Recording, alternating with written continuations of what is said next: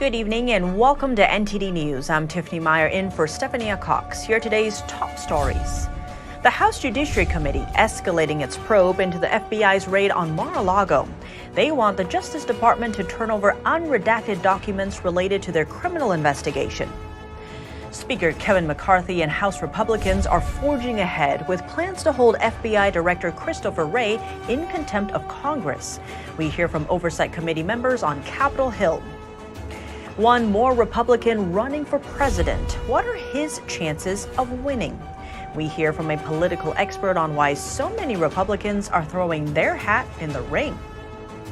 A second flight of illegal immigrants arrives in California, and the Golden State's governor again suggests that Florida is behind it.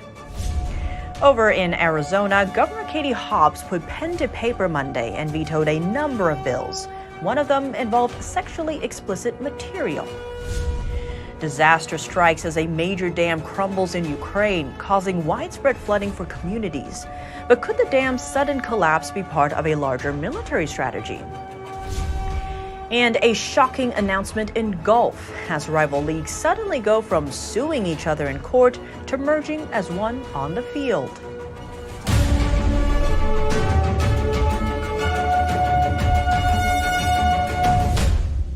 We begin with breaking news out of Washington related to the Trump classified documents probe.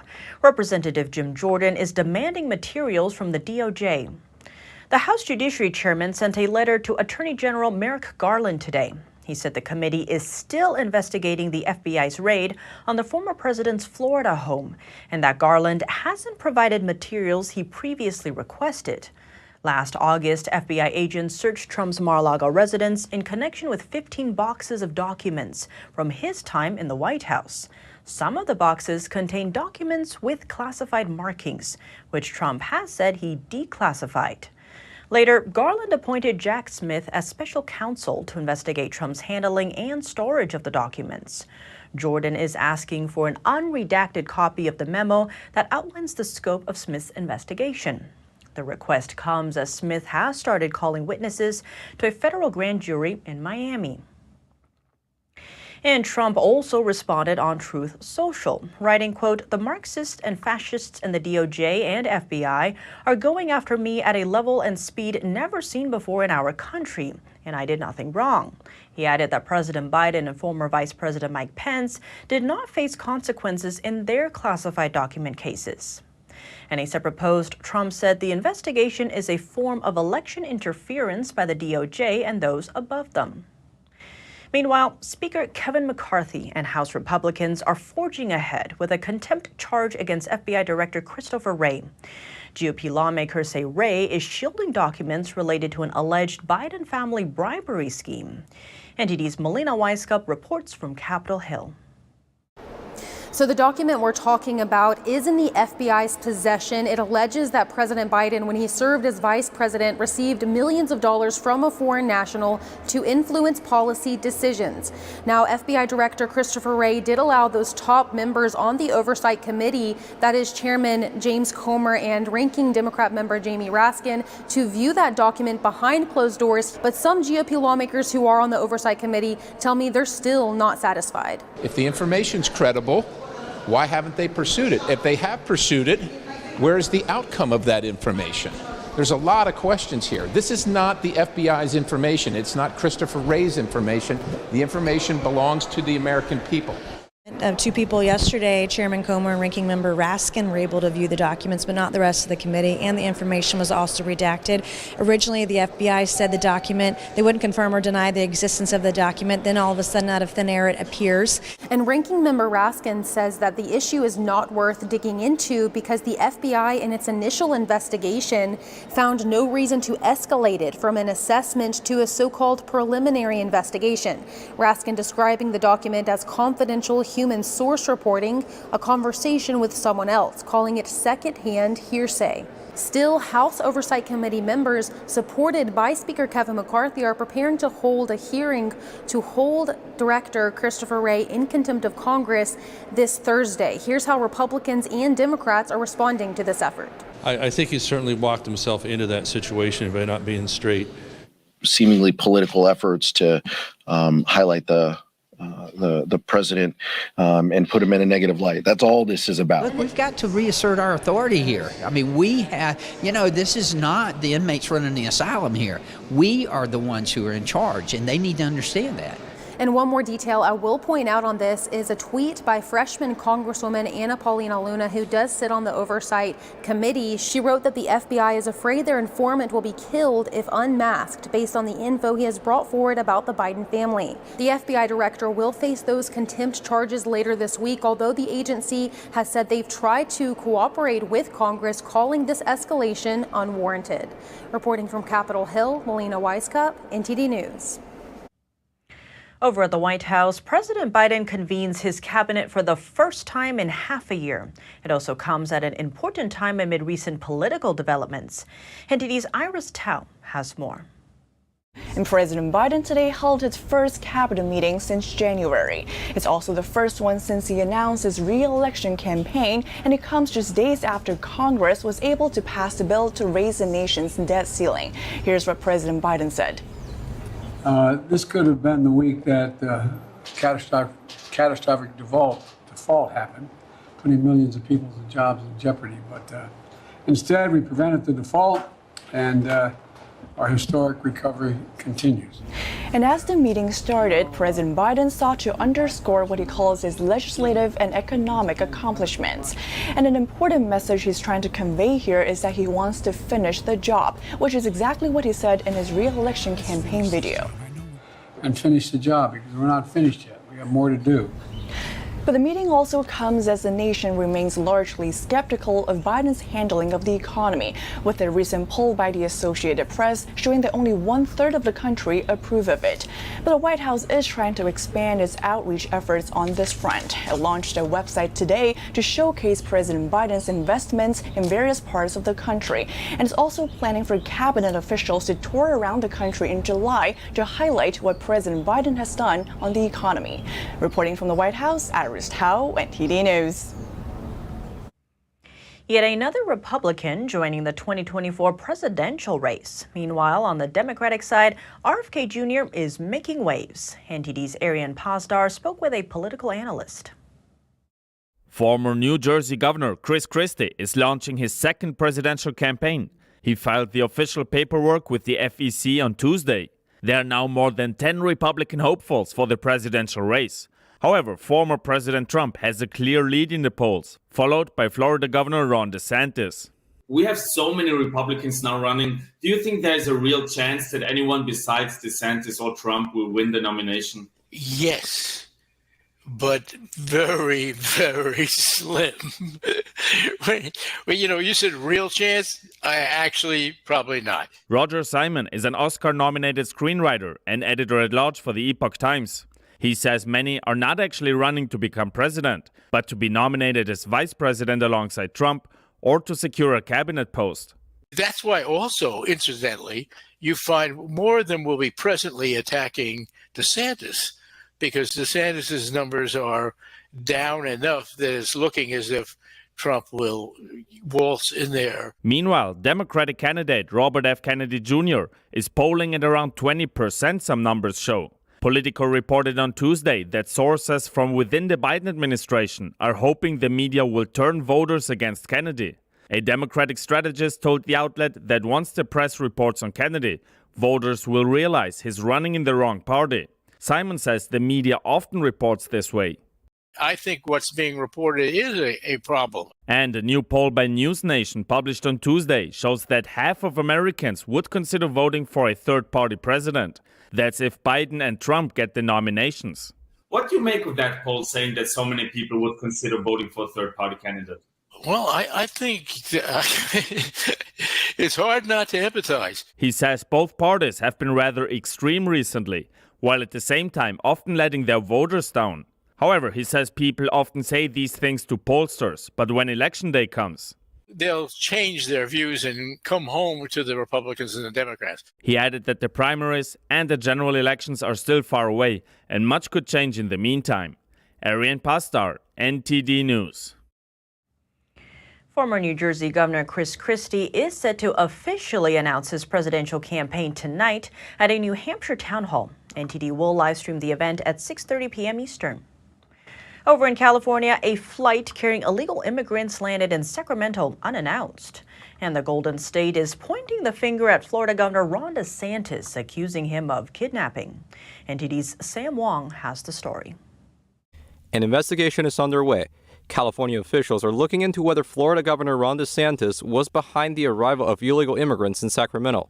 The group of around 20 were reportedly picked up at the Texas border on Monday and boarded a private jet en route to California. California Attorney General Rob Bonta alleges that they were flown under false pretenses. The incident came just a few days after a similar flight arrived in the city, which dropped off 16 illegal immigrants from Colombia and Venezuela. The California AG said that the first group was transported from Texas to New Mexico and eventually brought to a Catholic church in Sacramento.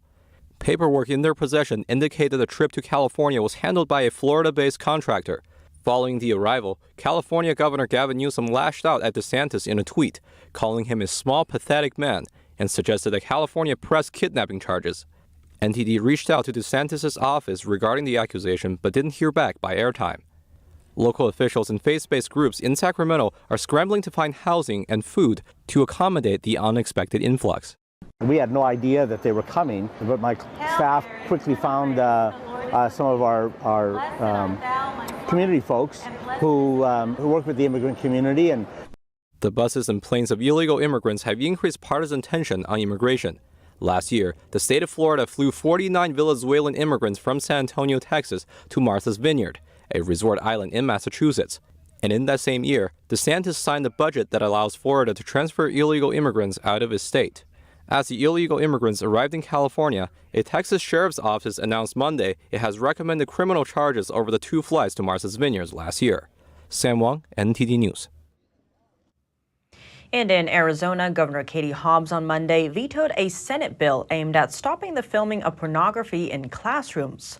Hobbs said the bill was a veiled effort to ban books. NTD's Arlene Richards has more details. Arizona Governor Katie Hobbs rejected a number of legislative measures on Monday. One of them was aimed at banning the practice of filming pornography in classrooms. State Senator Jake Hoffman introduced the bill after this happened. It was reported that 2 teachers were using public school facilities to film pornography that they were then posting and profiting from. The bill would prohibit state and local offices from exposing minors to sexually explicit material. It specifically prohibits the use of local or state government property for filming such material. Hoffman had amended the bill in mid-February. The amendment expanded the prohibitions to include the state, a state agency, or a city, town, county, or political subdivision. At a February 16 hearing, Democratic Senator Priya Sundararajan took issue with the expansion. Why doesn't the bill kind of very specifically limit itself to that circumstance? Because I'm reading this and I'm wondering, does this include a library that has a book with any sexual situation, even if it was in an adult section, just because a child could potentially find it on the shelf? In a letter vetoing the bill, Hobbs said it was written in such a vague manner that it serves as little more than a thinly veiled effort to ban books. The Arizona Education Association applauded the veto, saying in a statement that every student in Arizona, no matter who they are or what they look like, deserves the opportunity to engage with classic works of literature and art. According to the statement, teachers would have needed written parental permission in order to use some classic books, and the bill would have made it a felony if they didn't get the consent. Hoffman said that the bill did include libraries, and here's why.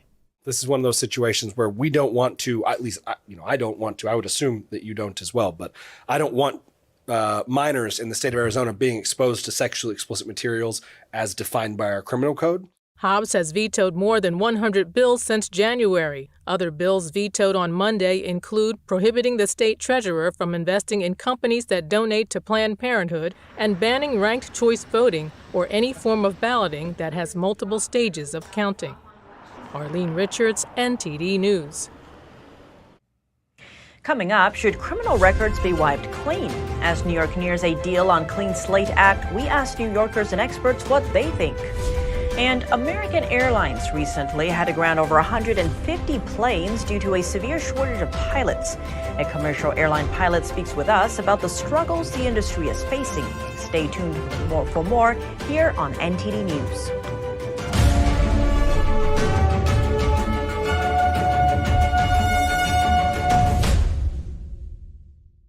You're still looking good. I'm still feeling good. You know, I've got all your MyPillow products. Mattress topper, bed sheets, MyPillows, towels, slippers, blankets, sleepwear. Whoa, Charles. Everyone now can get MyPillow products at huge discounts at MyPillow.com.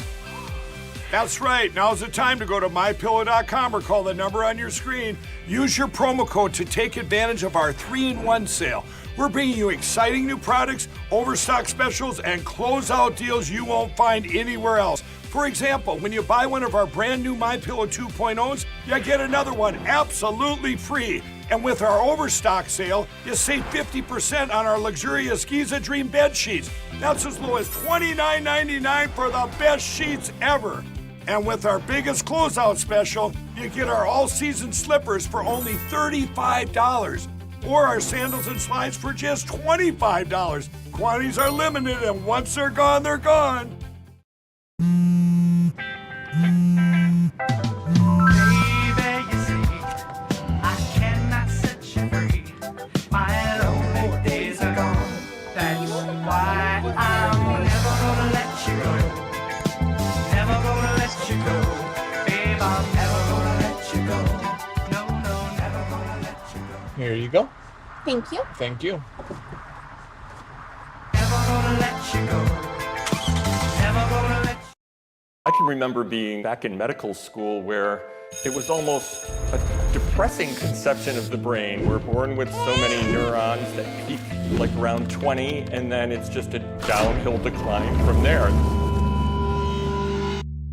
But today, we are going to debunk this old way of thinking and use a new technology called the functional MRI PET scanner to show that the brain can be rewired to function much better. It caused an almost immediate change, and by better, I mean improved focus, longer attention span, better mood, decreased risk of developing dementia, and an overall better life. So get ready to be surprised and even amazed. This is really exciting information as we explore what is possible, as we talk to thought leaders in the field. I needed to make sure I'm really that guy, okay. See the cutting edge tools they are using to assess the brain and hear from real patients about their dramatic healing process. That's good.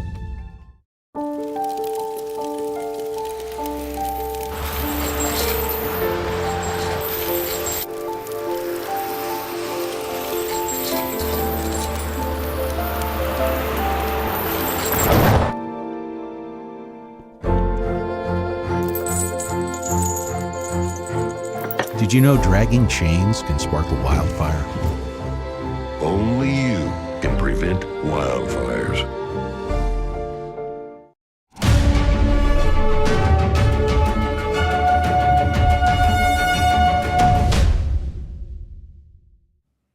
Welcome back. The Clean Slate Act could impact the criminal records of millions of New Yorkers. Our reporter hit the streets of Manhattan to gather public opinion on this controversial bill. NTD's Sue Biemba has the details. I'm out here on the streets of New York City where the Clean Slate Act is gathering mixed opinions. Lawmakers are close to reaching a deal that will automatically clear a New Yorker's conviction record. How do people of New York City feel about this? Let's hear directly from them. It will be a very different between crime and violation. The public has a right to know that you're dealing with a sociopath that can hurt you or, God forbid, your family. So for that, I say keep it on the record. I believe everybody should have a second chance, but I think that you might have to decide that on a case-by-case basis. If it's a severe, serious crime like child molesters and things of that nature, I really don't believe, in my own opinion, I don't believe they deserve a second chance. Robert Patillo, a Democratic strategist, thinks it's a measure long overdue. How will the rights and well-being of victims be protected under this Clean Slate Act? When it comes to victims, one, this does not apply to sex crimes. So if you are a rapist or a child molester, this would not apply to you. It's not as if we're simply saying that what you did in the past does not matter going forward. We just simply want to make sure that for people who have been rehabilitated, for people who are trying to restart their lives, for people who had youthful indiscretions, that we're not simply putting this baggage on them for the rest of their lives. Some are concerned about serious offenses such as murder being eligible for this ceiling. How can we ensure that public safety is not compromised?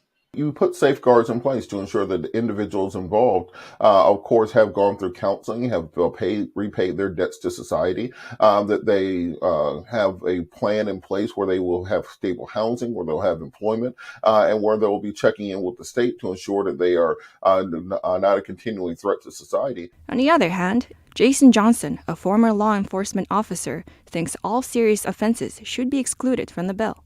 Well, first of all, I think it's a faulty premise that people with criminal records cannot be employed. Just because you have a criminal history doesn't necessarily mean that all sorts of opportunities should be off the table. Many, many, many employers are willing to accept people with criminal records.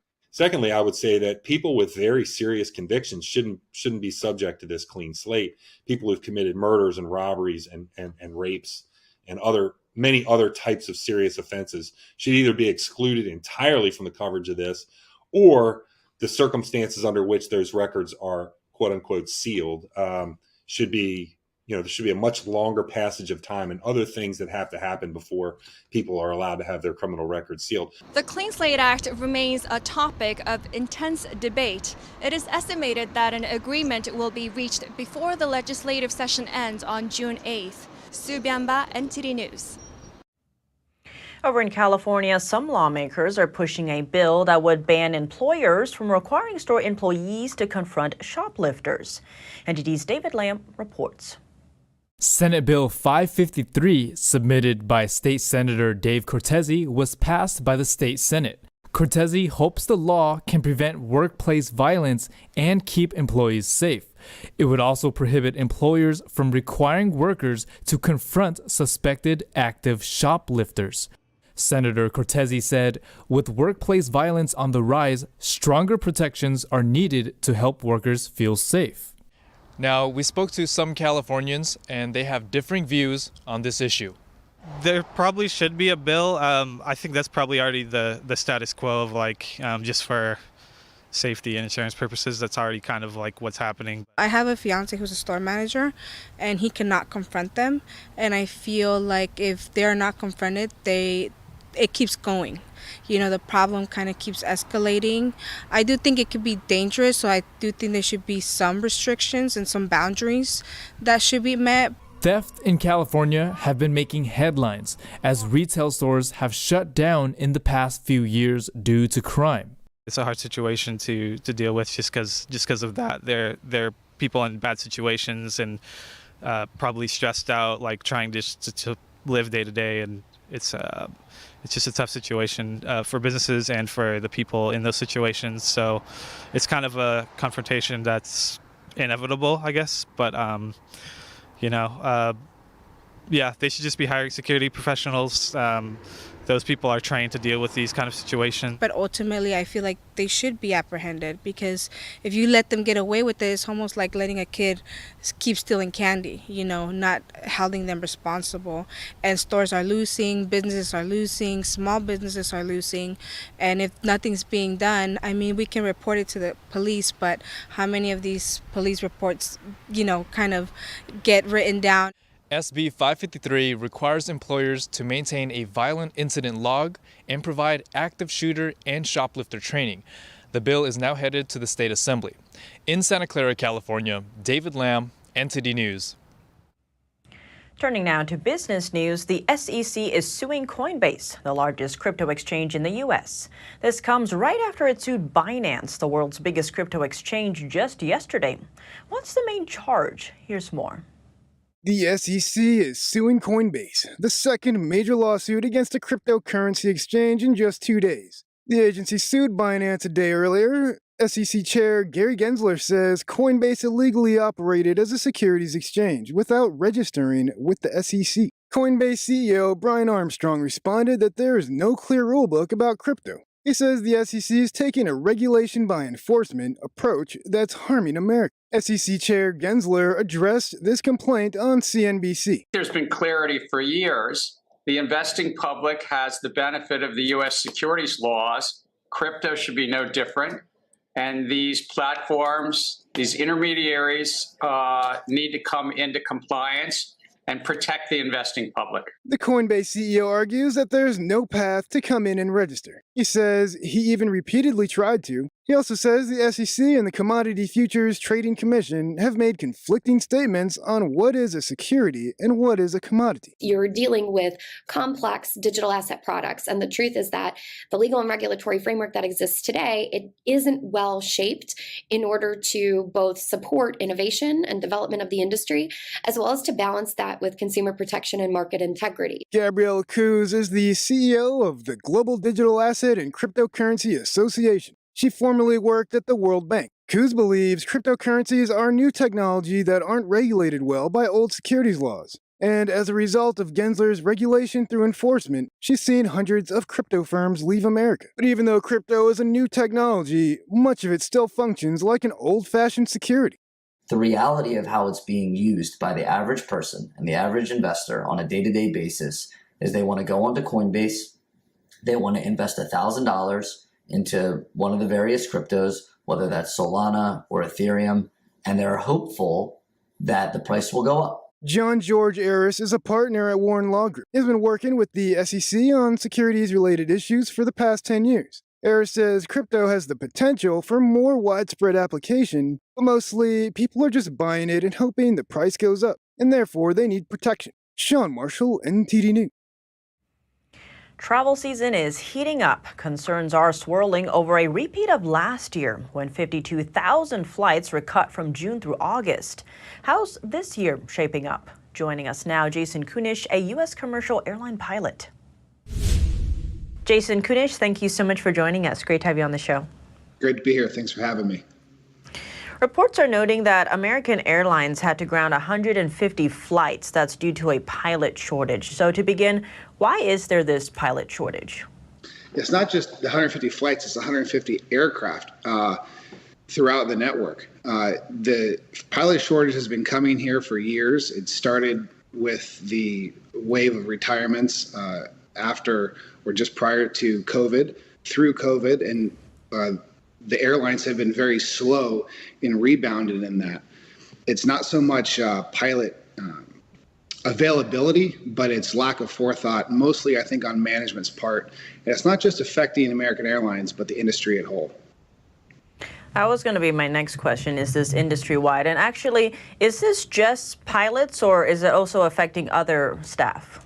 It's affecting staff, not just what we call above or below the wing, those who are in the plane or out on the ramp, but also air traffic control. Just the other day I was flying and we pulled into a major airport on the East Coast, and it took about 45 minutes to get to our gate, not because it was full or occupied by a delayed aircraft, but because they didn't have the airport staff to guide us in, deplane us, refuel us, get the passengers situated, et cetera. But it's also an air traffic control situation as well. They are completely understaffed. I know one sector in the country this week, in fact today, is operating at half staff with no supervisors. In fact, some of those half staff individuals are having to fill the role of the supervisor role. And so this is not just at the airlines, it's industry-wide. That sounds like a security issue. Is there any talks of getting more staff then? There is. It's a budget thing, in my opinion. As far as the air traffic controllers, they've done their studies and they've run it up the pole to the federal government. Said we need this staffing, and the federal government says we don't have the money for it. In fact, we're going to cut up to 1,200 jobs over the next period of time here. As far as the airlines go, it takes, as many know, several years to get airline pilots up to speed in their training and safety requirements. So this isn't something that's going to be fixed overnight. Additionally, the airport workers, they have sensitive safety jobs, refueling airplanes, et cetera. So this is going to be not something that's fixed overnight, but it's going to be a long time, unfortunately. And on that funding part, is there any reason given for why they're cutting staff instead of giving more, or just money issues? I think it's money issues. I think it's also priorities. You know, the people, the industry experts say to those with purse strings, we need this funding for these projects and this level of staffing. And the federal government comes back and says, no, in fact, we're going to cut it. You know, we can find $130 billion for Ukraine or health care for the workers or for the people coming out of this over the southern border, but we can't fix our infrastructure. I think there's something else going on there. And Jason, how bad is this from your perspective, and how will this affect travelers, especially as we head into the busy summer season?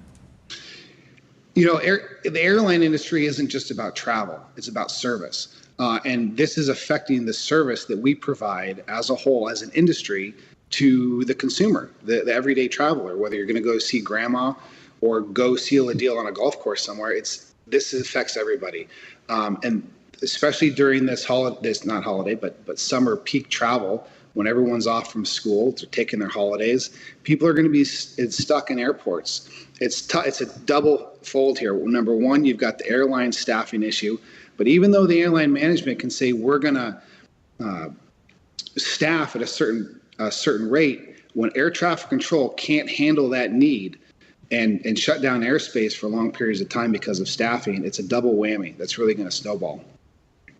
And given all that's at stake here, what are the solutions going forward? I think more awareness. I think more people talking about this, and more vocal advocacy on the staff level. You know, the airlines personnel, they've got their unions. The air traffic control, they have their unions, and they're really the experts on the ground that know what the issues are, not the people in the back rooms with the pen. Jason Kunish, thank you so much for your time. Thank you. Coming up, disaster strikes as a major dam crumbles in Ukraine, causing widespread flooding in communities. But could the dam's sudden collapse be part of a larger military strategy? Find out more when we return.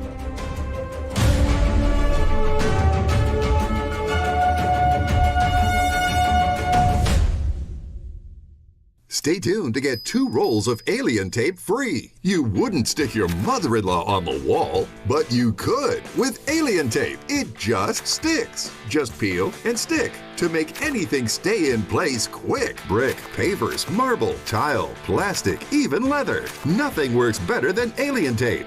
You wouldn't stick your fishbowl on a moving car, but you could with alien tape. The secret is nano-stick technology that grabs and locks on to secure one side of the surface to the other. Alien tape secures in seconds, then twist, pull, and rinse to reuse. Call or go online to get your first roll of alien tape for just $19.99, plus shipping and processing. But to make this deal really stick, we'll give you 2 more rolls absolutely free. You get 3 rolls of alien tape for one low price. Order now.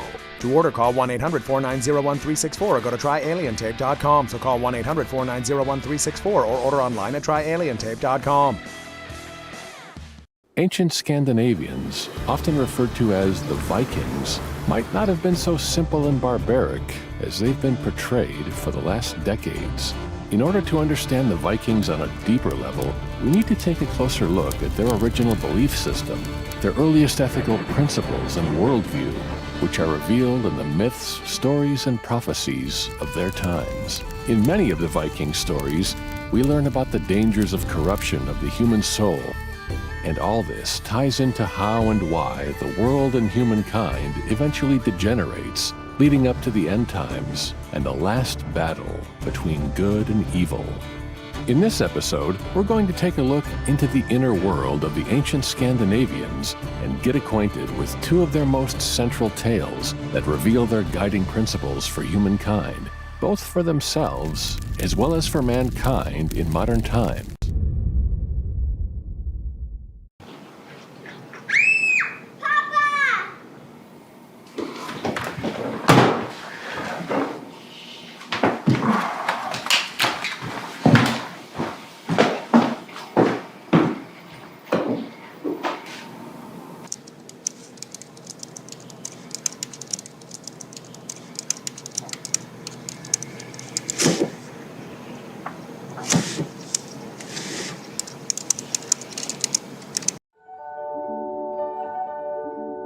There's always a searching process for beauty. You know it when you see it.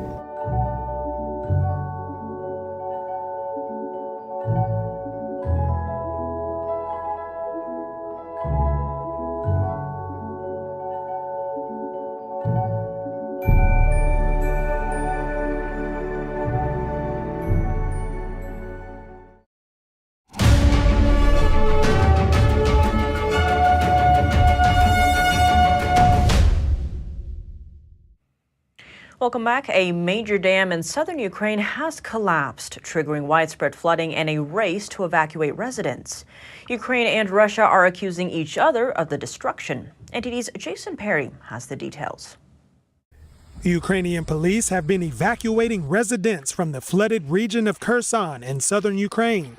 This comes after a major dam collapsed on Tuesday, flooding villages, endangering crops, and threatening drinking water supplies.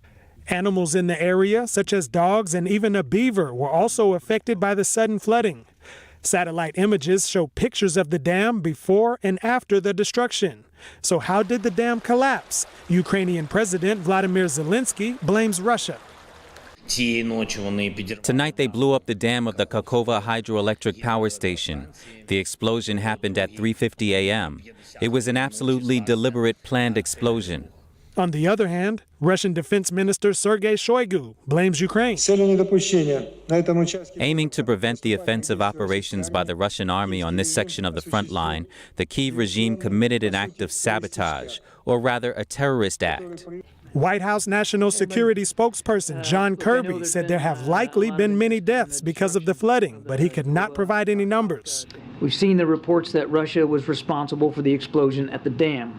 We're doing the best we can to assess those reports, and we are working with the Ukrainians to gather more information. But we cannot say conclusively what happened at this point. But could there be some sort of military strategy behind the dam's sudden collapse? Postdoctoral researcher at the War Studies Department of King's College London gave this analysis.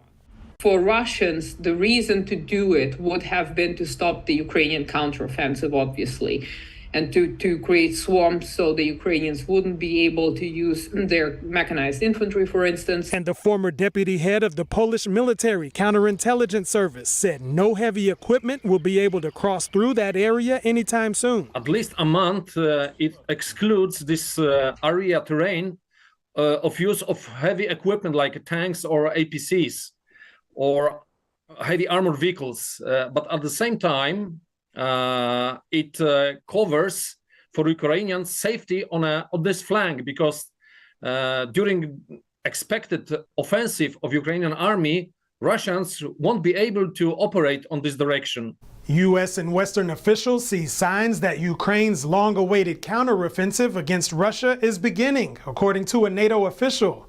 And they have noted a substantial increase in fighting in eastern Ukraine over the last 48 hours. Jason Perry, NTD News. Other threats of war, this time not from Russia. China's defense minister's recent remarks raising some eyebrows. Here to help break it down for us is retired Army Colonel and author of The Nation Will Follow, John Mills. John Mills, thank you so much for joining us. Great to have you back on the show. Thank you, Tiffany. Always an honor to be on the show with you. Recently, there's some near misses with China. There's the warships, the aircraft, and there's concerns that misunderstandings could lead to war. And now we have China's defense minister, Li Shangfu, saying that China will attack without any hesitation any nation that tries to separate it from Taiwan. What does that mean in terms of the U.S.'s pledge to help Taiwan defend itself? Well, I think the current American administration I don't think they even realize they are causing a ambiguity by their statements. Right now, China is being crystal clear on what they want. The age of strategic ambiguity is over, and it was over a while ago. That only works when you have decisive, overwhelming force. The Chinese know we don't have overwhelming force anymore. So I think it's a dangerous game the Biden team plays when they try to be sophisticated and use rote and aged concepts of diplomacy with regards to China and Taiwan. Those days are long gone. So the only thing China understands now is a significant military buildup and presence from the U.S. military. That's not what we're getting. The FY23, fiscal year 23 defense budget did go up significantly. However, because of a number of issues, the Department of Defense is showing an inability to properly execute and deploy those funds to build up U.S. capacity and capability. And John, in terms of the strategic ambiguity in the U.S., how should the U.S. be making it less ambiguous? At this point in time, we should be crystal clear on what we want, which is no Chinese military invasion or coercion. And that's what it says in the old Taiwan Relations Act. But the language has been the FY23 NDA essentially supplanted the 1979 Taiwan Relations Act, which with much more, we should stop tiptoeing around the topic. And that's what continuously Secretary of Defense Miller, National Security Advisor Sullivan, and Secretary of State Blinken, they're continually tiptoeing around this topic. That will slide us all toward world war.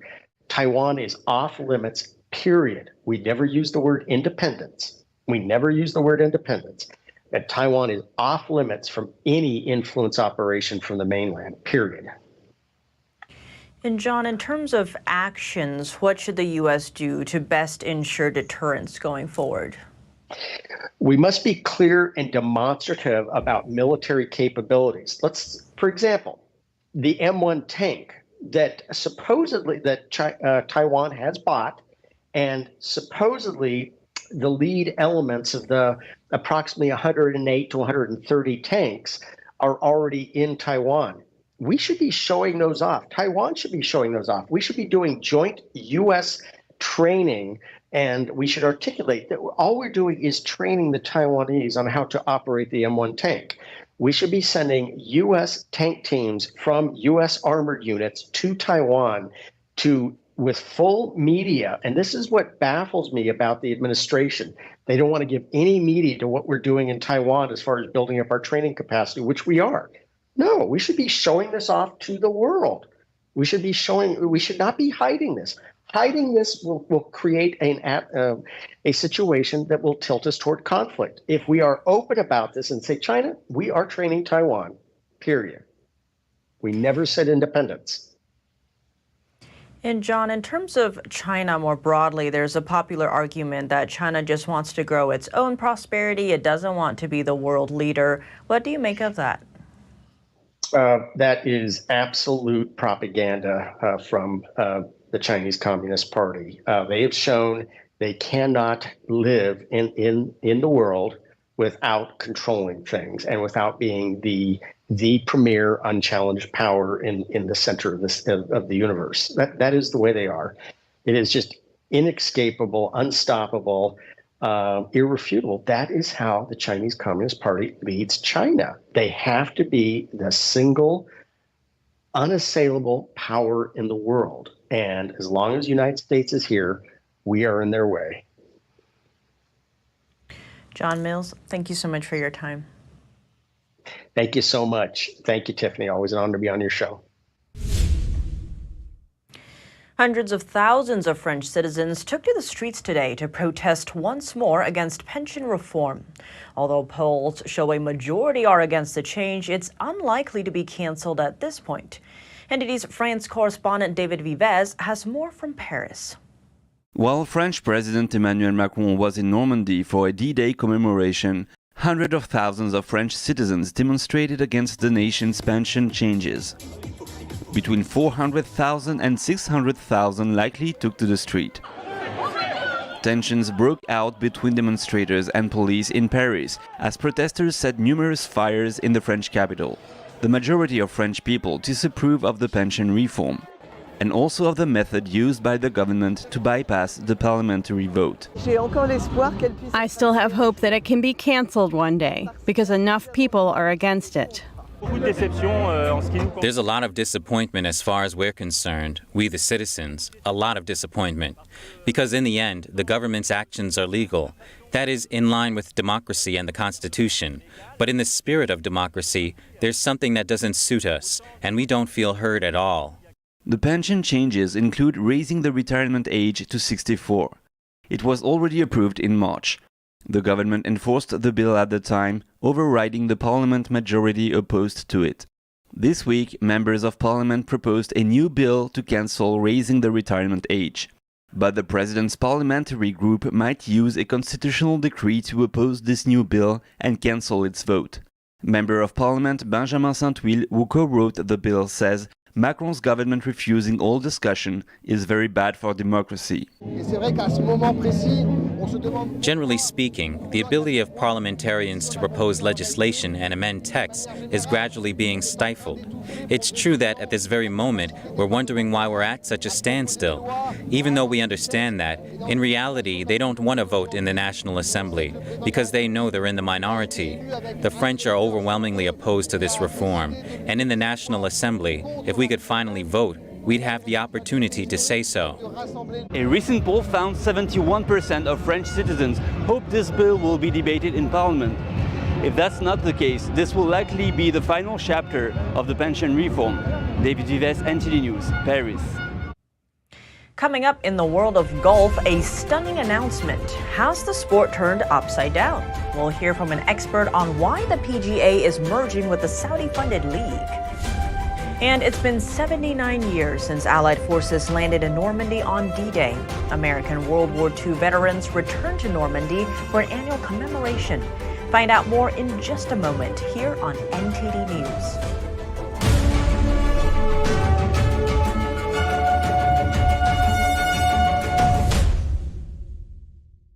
Share your favorite photos honoring Dad this Father's Day for a chance to win $1,000 in cash.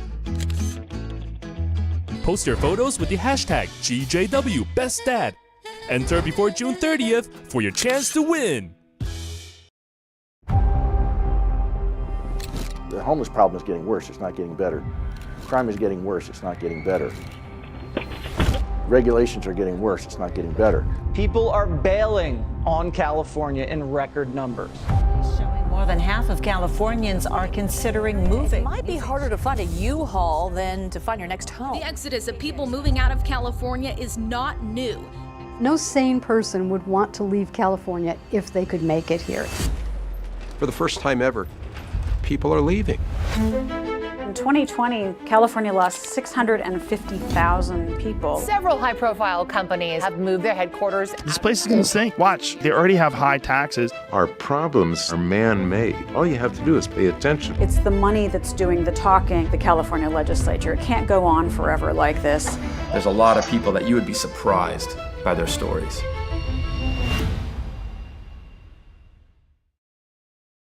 Did you know ESG is impacting every part of your life? From rising gas prices to global food shortages to out-of-control inflation, even losing your freedom of speech and being censored on the internet. It's all being driven by ESG ideology. Who's in control? What can you do about it? Find out in The Shadow State, the first documentary exposing ESG. The ESG movement of governments and corporations operates in the shadows. Only the light of truth can expose it. Watch The Shadow State documentary, streaming now. Tired of scrolling Netflix? Trying to find something that's worth watching? Want to skip the censorship in mainstream media? Well, now you can with Epic TV. New exclusive content every day with over 100 never-before-seen movies, films, and documentaries. Available and streaming now at your fingertips. For a limited time now, you can get 60% off Epic TV by subscribing or upgrading to a yearly plan. Plus, get an additional $10 credit to rent featured movies on Epic Cinema today. Skip mainstream narratives and find quality family entertainment from the comfort of your very own home. Say no to big tech and subscribe to Epic TV.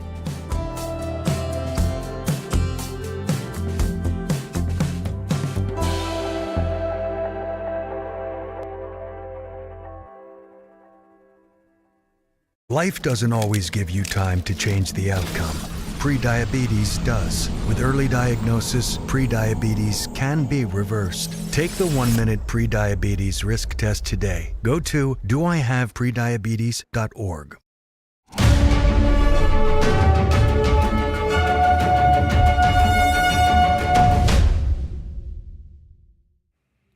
Welcome back. The PGA golf world was forever altered when rival league LIV Golf entered the scene less than 2 years ago. Today's shocking merger news ends the bitter rivalry, yet brings plenty of questions. NTD's Dave Martin has more. After more than a year of squabbling, both inside and outside of the legal court, the PGA Tour and Saudi Arabia's LIV Golf League are now merging under one yet-to-be-named umbrella. The stunning announcement also includes the DP World Tour, formerly known as the European Tour, and as part of the deal, lawsuits from all sides will be dropped. In addition, the governor of Saudi Arabia's Sovereign Wealth Fund joins the PGA Tour's board of directors as chairman, though the tour still holds a majority stake. James Ward, who's the senior editor for Golf Today, says the move now was about retaining power for the PGA. You got to remember, the majority of the policy board will still be PGA Tour people. They only provided one seat at the table. So it's a question of really leveraging their position. I mean, a lot of this is never going to be confirmed by Monahan. I mean, he's never going to say that the tour was in jeopardy. Ward says that ultimately the two sides had started a bidding war for players and that the PGA and CEO Jay Monahan couldn't keep up and likely needed to stop the bleeding while they still had enough players. In response to LIV's seemingly endless bidding, the PGA Tour significantly upped their player payouts from $420 million last year to $560 this year, yet sponsors had to put up with declining talent on the field. Meanwhile, LIV Golf reportedly paid in the hundreds of millions of dollars each to lure high-profile players like Phil Mickelson and Dustin Johnson, yet had seen little in the way of returns on their multi-billion-dollar investment, as sponsors had little interest in being linked to a regime best known for human rights abuses. Until this had happened, no major sponsor had aligned itself with LIV. You don't see Rolex commercials on LIV golf events. None of the organizations that are associated with golf, the major equipment companies, whatever, they were never going to be involved with LIV, Dave. That was radioactive to them. And a lot of those companies are publicly traded. Yet to be answered, though, is when the more than 50 PGA players who joined LIV will be able to compete in PGA events. In addition, the reaction of those players who stayed loyal to the PGA instead of taking LIV's millions of dollars has yet to be seen. Jay Monahan, meanwhile, told the Associated Press, quote, "In the short term, I expect a lot of questions and criticism. In the long run, players who stayed with the PGA Tour will see they benefited in many ways." Reporting by Dave Martin, NTD News. And finally, today marks the 79th anniversary of the landing of Allied forces in Normandy on June 6, 1944, D-Day. American World War II veterans returned to the beaches of Normandy for a special commemorative event. 45 American World War II veterans, most now in their late 90s, traveled to the beaches of Normandy in northern France on Tuesday. An annual ceremony was held to mark the 79th anniversary of D-Day. During the ceremony, 98-year-old veteran John Jack Foy described his experience in the Battle of the Bulge. The temperature's about 10 below zero. A foot or so of snow on the ground. German artillery is blasting our position.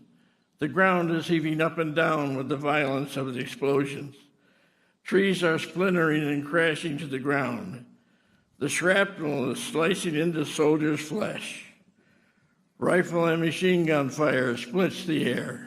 In the early hours of June 6, 1944, more than 150,000 Allied troops set off from the south coast of England to Normandy. It began the military operation that ultimately led to the liberation of Western Europe from Nazi occupation. The Normandy American Cemetery is the final resting place for over 9,300 U.S. troops. My grandchildren sometimes ask, "Were you a hero in the war, Poppy?" My answer is no. But I was in a company of heroes. Ask yourselves now, with heads bowed, from where, O God, came such men as these? The warriors of the greatest generation, a generation that is taking their final curtain calls of over 1,000 men a day, and soon we all will have left. Defense Secretary Lloyd Austin and Chairman of the Joint Chiefs of Staff, General Mark Milley, also traveled to Normandy for the ceremony and greeted the veterans. I'm humbled to be here, always am, and humbled to see these veterans and what they did for us. And what they did was give us a gift that can be given it's probably the most precious gift that can ever be given to anyone, which is the gift of freedom for all of us. And that's what that greatest generation did to us. In 2024, the annual D-Day commemorations are expected to attract world leaders to mark the 80th anniversary. Many veterans hope to make the trip again. Reporting by Allison Lee, NTD News. And that's all for today's news. Thanks for tuning in. I'm Tiffany Meyer. Good night.